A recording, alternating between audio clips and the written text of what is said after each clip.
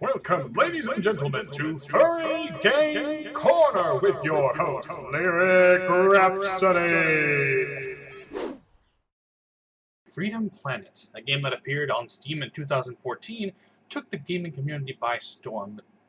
Wait, Sonic, is that you? You look a little different. You do something with your hair? Anyway, now while this game may have some underlying Sonic the Hedgehog themes, it is actually not a Sonic clone for many different reasons.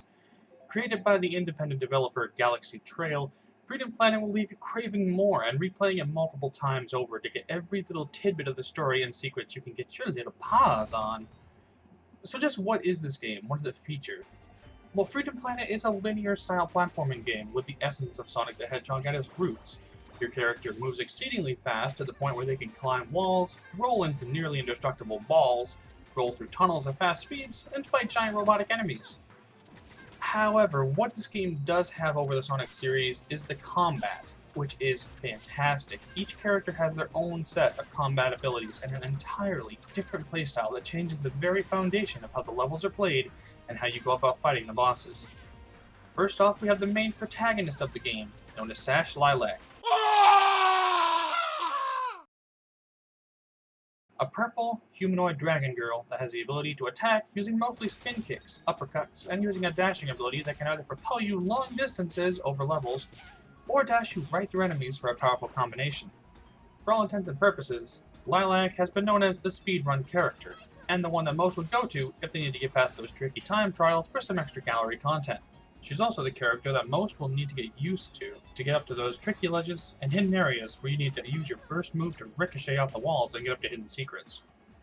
Next up, we have Carol T, the green and black-furred wildcat. This character definitely seems to be like a sidekick, but she's actually just as strong as Lilac in her own way and is an integral part of the entire storyline. She's more like the partner character.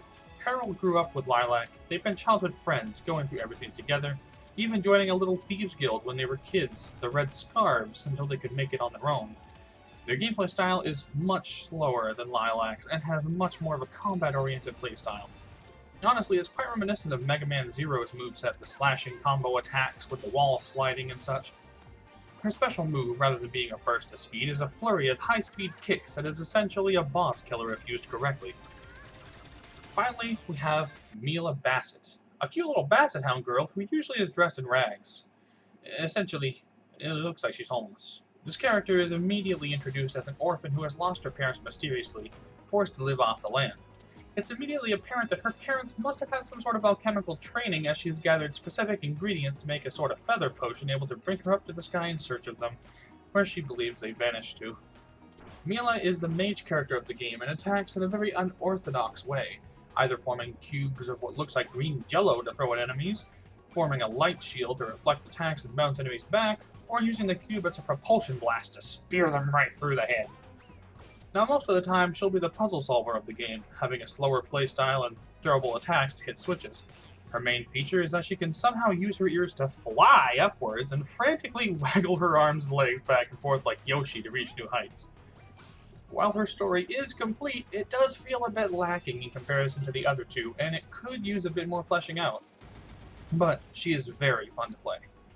Most people love the fighting style or the stages unique to her, but me personally, I just find myself giggling internally and her flapping her little appendages in the air to fly.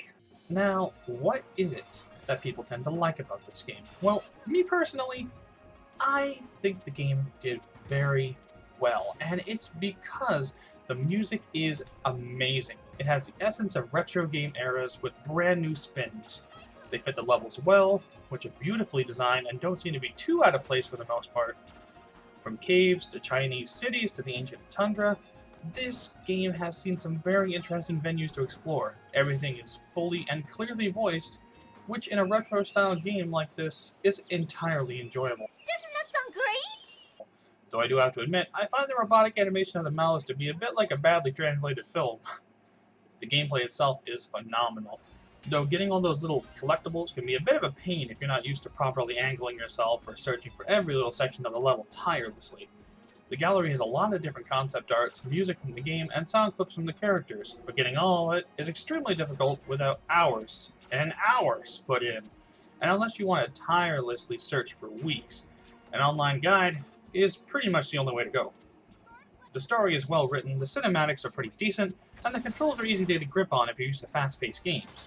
It has the best feature of all games in this genre, which means split paths for each character to follow with their own unique bosses and dialogue to complete the story. Overall, I would rate this game a 7 out of 10. Now, while this game still has you going around collecting different objects while fighting robots, other furries, and aliens to save the world akin to other games of this genre, delivery is brilliant. I have to admit, I love this game, and I have spent quite a few hours in it gathering items, replaying it with all lovable characters and the storyline. I highly recommend this game to anybody who loves the old Sonic game style and wants a little extra flair in there. This game gets one major thumbs up from me. Thank you all so much for watching the first episode of Furry Game Corner. I will see you all next time. This has been Lyric signing off. Have a wonderful day.